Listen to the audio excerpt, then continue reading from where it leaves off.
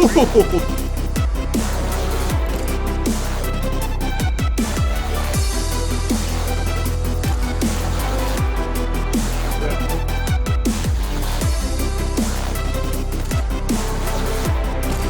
Hit her! Got her! Got her! Oh my god. Woo. Hey guys, TikTak here and welcome back to another video. Fortnite Battle Royale is really blowing up. I'm having a blast playing it. I was trying to get this video out, the intermediate guide, as fast as I can. I have been really busy and they are updating things almost weekly. That makes me have to go back and change things in this video. I'm going to take you through a run through of the stuff me and my squad do to win almost every game. But if you're looking for tips and tricks, check out the lightning round at the end of the video where I rattle off all the tips and tricks we use to get to that final circle. Nice shot. So the first tip we're going to talk about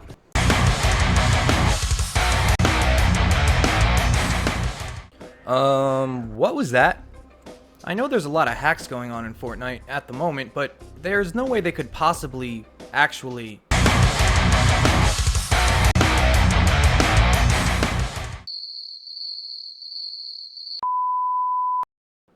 If you weren't able to guess, there is a huge problem with hackers in Fortnite Battle Royale. I was going to show you a bunch of clips of hackers I ran into because I ran into 7 in a row, but it kind of got off point for the video, so I'm just going to show you this quick one and we'll move on from there. This obviously isn't a tip, it's not a trick. I just wanted to touch on this to let people know there are hackers in Fortnite, and when something happens to you and you can't believe that it did, it's most likely a hack. There's aimbot, ESP, no recoil, no bullet spread, wall hacking, and the new one, the most recent one that's all over this and the other competitive games, is shooting through walls. Basically, you could shoot them through a mountain, through a wall, through buildings, doesn't matter. Bullets go right through. Anyone who is a hacker and decides to use these things in a free-to-play game that doesn't even have rewards yet, it's mind-boggling to me. I do not understand the point.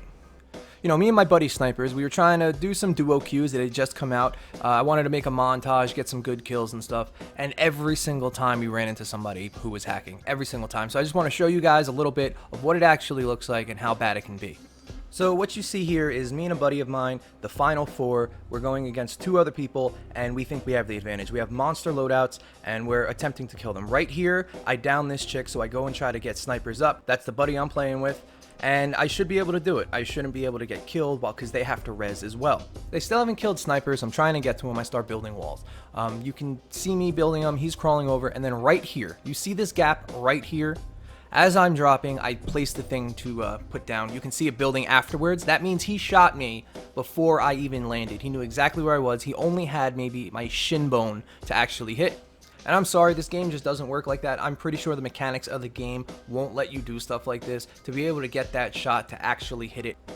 There's no way. There's no way that this shot actually happened. But I just wanted to address it myself that there are hackers in Fortnite Battle Royale. They are working on it. It is their top priority, so they say.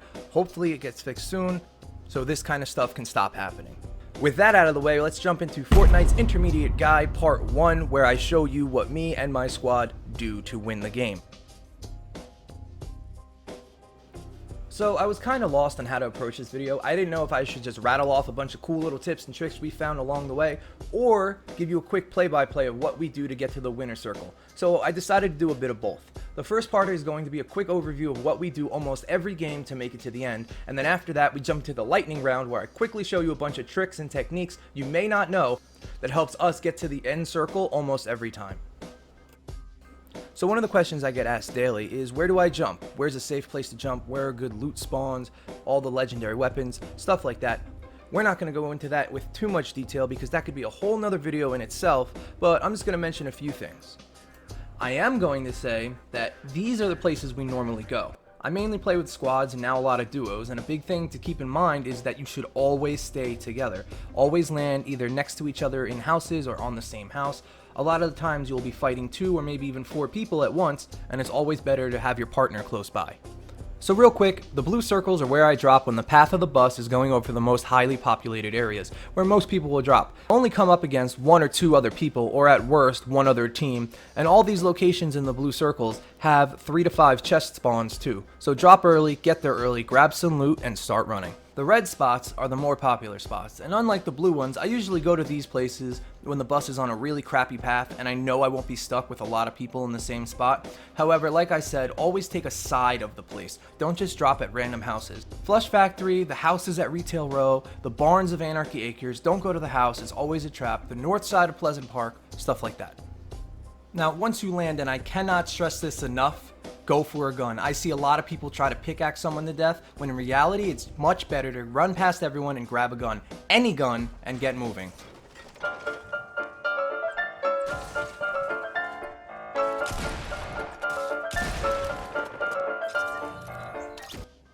So this right here is why this video has been taking so long. They've been updating Battle Royale almost weekly, and it's hard to get all the information before another update comes out.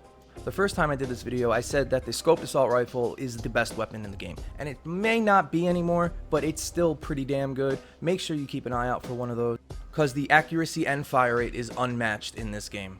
I haven't been able to test out the semi-auto sniper. It used to be really bad. I'm not sure if this buff is enough for it. If you know about it, let me know down in the comments below. The other gun to look out for, especially in the early game, is the SAS shotgun. The green looking monstrosity. This gun is overtuned and will literally one-shot someone if you hit them in the head. Get it, get used to it, and use it. The last two things you're going to want to look out for is a single shot sniper, the bolt action one, and some form of grenade / rocket launcher. These are almost a must-have for later stages in the game, as since you can literally build forts, you're going to need something to take down those forts. And even though they just nerfed rocket and grenade damage, it's still 100% necessary to have one of these late game.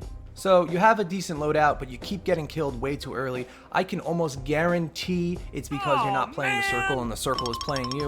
What I mean by that is people see that the circle is closing and they tend to rush to the middle of it. And once you get to this quote-unquote safe zone, you start to look around and you assess the situation. Suddenly, you notice you have people coming from every single direction and you've just become a sitting duck and getting shot by every angle and you die. What you actually want to do is something called playing the circle or playing the edge. And what this means is you stay near the edges of the circle and wait for the circle to move before you actually move. I don't literally mean hide in a bush and wait. I mean try and take the longer routes into the safe zone and stay on the edges. This will give you a huge advantage when trying to pick a spot for the final ring. Also, that damn circle is probably your biggest enemy in the game. It's honestly true. I have lost many games because someone was in a better position and had me push onto their well-fortified base instead of holding down one of my own.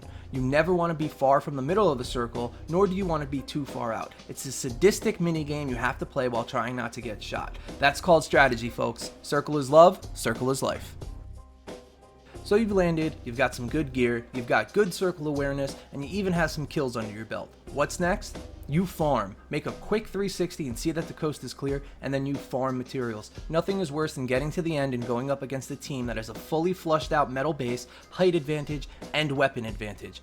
One or two of these things can be outplayed, but not all three. Getting to final circle and you come upon this monstrosity of a base and you look at your inventory and realize you have a total of 90 wood is quite demoralizing. Trying to outplay somebody when they have a ton more material than you do is difficult. They have infinite cover, obstacles, and walls to hide behind, while you have a bush and maybe a tree.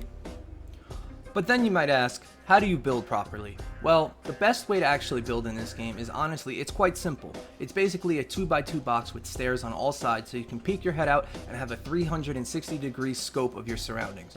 With this in mind, always try to build as high as you can, or at least on the highest piece of land around you. Do not build in the middle of the circle, as that will cause all the remaining members to converge on your location, unless you think you might have weapon advantage, but that's a different thing. Build at least 2 stories high so that people will have a harder time throwing grenades into your base, and technically the more layers between you and them, the better. Lastly, always try to have a slope inside of your base. When grenades or rockets come flying into your base, gravity takes over, and they have a safe place to explode away from your team. This run through is what we use to win, and we win quite often.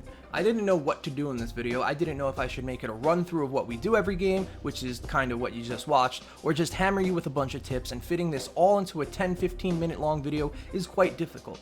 But I tried to do both. So all this stuff we went over is what we do to achieve the wins. These that are following are all the tips and tricks we use to get there.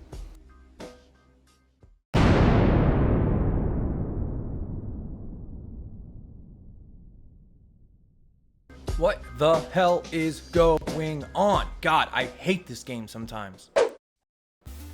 Alright guys, this is the lightning round. These are in no particular order, just a bunch of things that have kept us alive. Always, always, always farm. I know I said this before, but you want at least 500 materials total at the end game. So when you have a minute to breathe, grab all the stuff that's near you, especially metal because it's the strongest. As soon as you land, press F4, remove or raise one tile, and it will give you this half pyramid shape. This is the best thing you can use for throwing up quick cover. It covers two sides of your flank and gives you a better angle to shoot back. Also, take a minute and hotkey this so you're not reaching over the keyboard to throw it down when shit hits the fan. If you're aiming for Anarchy Acres or the Flush Factory, jump instantly and aim for the water. The water has a lower elevation and therefore your umbrella will open extremely late, letting you get to the farm faster than everyone else. Be careful though, because you can land in the water. Open your minimap and you'll see it is a grid, so when I say tile, this is what I mean. When the circle starts, it covers 12 tiles, then it shrinks down to 9, then 4, then 1, and halves itself from there. If you actually make it to the end of the game, the circle shrinks down to one width of a character. That's it. You cannot move, you have to stay on top of it. Supply crates. These drop at random time intervals, but is always when the circle is about to start shrinking. So maybe going for one really far away isn't in your best interest. Each one of these have 2,000 health and take approximately 1 minute to land. However, they can be shot down early. The only way they take less than 1 minute to land is if they spawn over a mountain. These are the items we found in them so far. If you don't want to actually go for the supply crate, it's always good to try to contest it, as having to fight people with the best items in game is very detrimental to winning. Lastly, you can actually build up and jump on top of the supply crate balloons. SMGs suck. Even with the new buff, they're terrible. You can actually build into walls or sides of mountains while you're falling. It stops a lot of the fall damage and won't let you kill yourself. If you have a little more time, place walls on the sides of mountains and carefully jump down. Hiding in bushes makes you basically invisible as long as you stand still. Make sure to use them if you're out in an open field. Also, if you find one of those big oak trees and you're being chased by enemies, just build up to it and jump in. You cannot be seen and the only way they can kill you is by breaking the tree down. You can move back and forth slightly while bandaging using shield potions or rezzing. Use this to your advantage so you're not standing still. Once you get down to the smaller circles, you can actually outrun the purple storm. So playing the edges is really to your advantage unless you think you can fight them, and then it might be better to box up.